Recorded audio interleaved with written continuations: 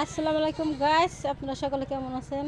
আশা করি সকলে ভালো আছেন। এই দেখেন, ও নানি তুমি কি কুটো? এদিকে তাকাও। কি কুটো? মাছ পুঁটি। কি মাছ? পুঁটি মাছ। হ্যাঁ, পুঁটি মাছ। মাছ কে রাঁধছে? আলামিন নিয়েছে না? কি সুন্দর তাজা তাজা মাছ, পুকুরের মাছ দেখেন।